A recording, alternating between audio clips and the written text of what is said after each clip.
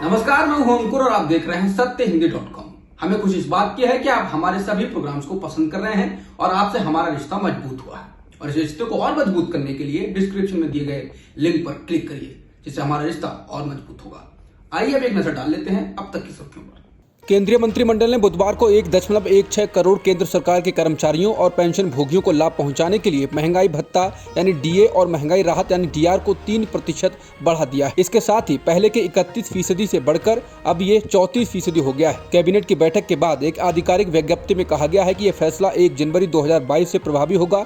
उन्होंने कहा यह वृद्धि स्वीकृत फॉर्मूले के अनुसार और साथ में केंद्रीय वेतन आयोग की सिफारिशों पर आधारित है।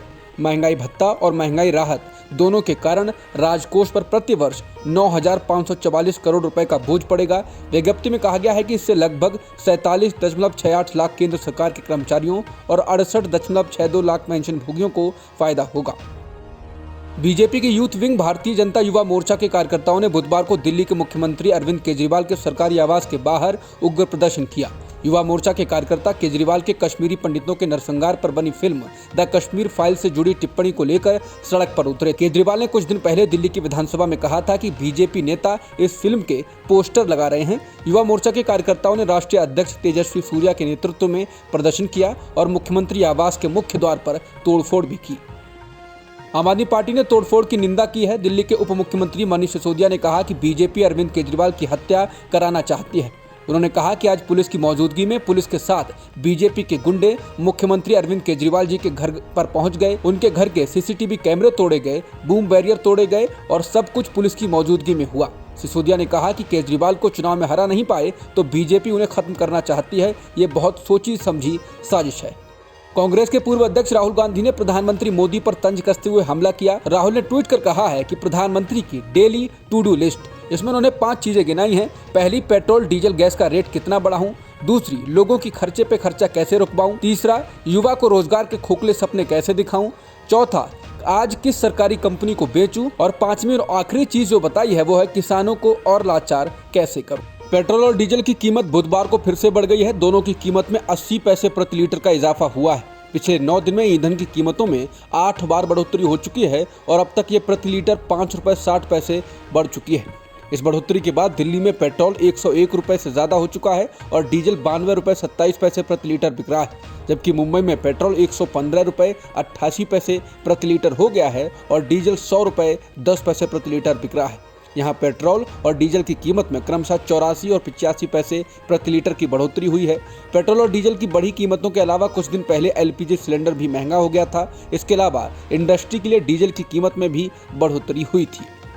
उत्तर प्रदेश में एक बार फिर परीक्षा पेपर लीक होने की घटना के चलते परीक्षा को रद्द करना पड़ा है। अभी 10वीं और 12वीं की परीक्षाएं चल रही हैं। इस बीच बुधवार को खबर आई कि 12वीं का अंग्रेजी का पेपर लीक हो गया है, जिसके बाद 24 जिलों के सभी सेंटरों पर परीक्षा रद्द करने का निर्देश दे दिया गया। बाकी के 51 जिलों पर परीक्षा निर्धारित समय पर कराई गई। मामले में मुख्यमंत्री योगी आदित्यनाथ ने स्पेशल टास्क फोर्स को जांच करने के निर्देश दिए हैं। बता दें, आज 12वीं का अंग्रेजी का पेपर होना था, लेकिन अब ये रद्द हो चुका है। 12वीं के अंग्रेजी के पेपर लीक होने की घटना के बाद समाजवादी पार्टी ने सीएम योगी आदित्यनाथ से जवाब मांगा। पार्टी ने ट्वीट कर कहा कि यूपी बोर्ड परीक्षा का पेपर लीक पिछली घटनाओं से योगी सरकार ने कोई सीख नहीं ली। बलिया में परीक्षा से पूर्व 12वीं कक्षा का अंग्रेजी का प्रश्न पत्र लीक होना सरकारी व्यवस्था में फैले व्यापक भ्रष्टाचार की देन है। सपा ने कहा कि छात्रों के भविष्य से कब तक इसी तरह खिलवाड़ होता रहेगा, सीएम जवाब दें।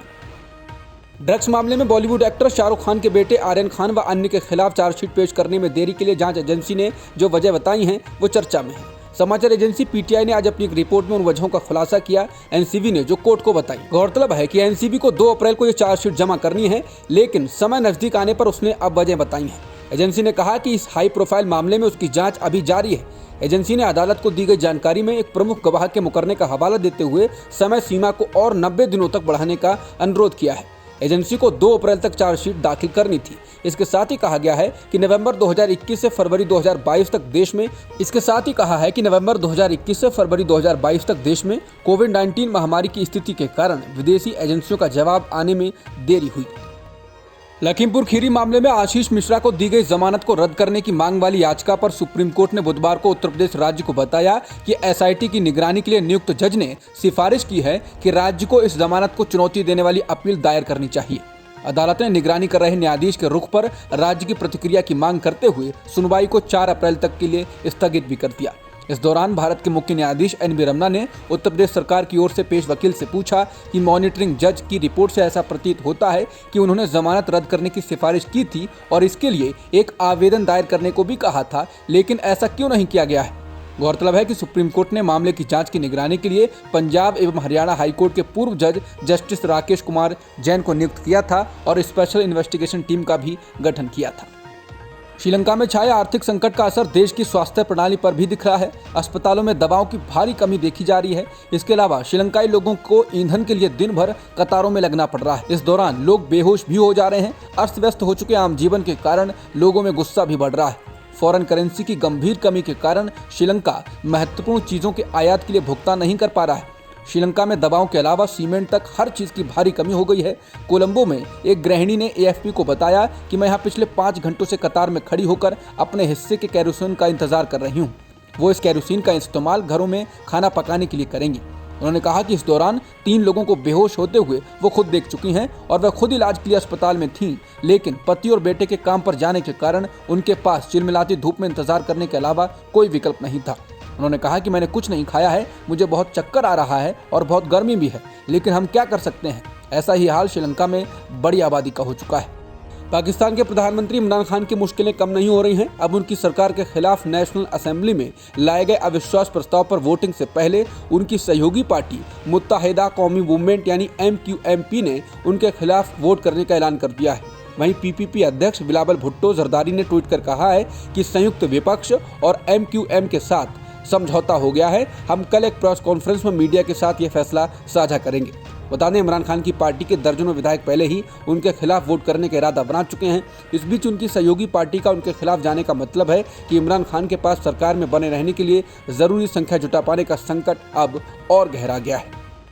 PTI की सहयोगी पार्टी मुत्तहिदा कौमी मूवमेंट द्वारा साथ छोड़ने के बाद अभी जो परिस्थिति दिख रही है उसके अनुसार इमरान खान की सरकार अल्पमत में आ चुकी है। उसके पास बहुमत नहीं बचा है। 342 सदस्यों वाली पाकिस्तान नेशनल असेंबली में बहुमत के लिए 172 सदस्यों की जरूरत है। इमरान खान की गठबंधन की सरकार 179 सदस्यों के साथ सरकार में थी, लेकिन सहयोगियों और अपने सदस्यों के खिलाफ जाने के बाद इमरान खान सरकार के पास अब 164 सदस्य बताए जा रहे हैं और विपक्ष के समर्थन में अब 177 सदस्य बताए जा रहे हैं, जिसके बाद इमरान की सरकार पर गिरने का संकट मंडराने लगा है। अब तक की खबरों में इतना ही। बाकी खबरों के लिए बने रहिए सत्यहिंदी.com के साथ।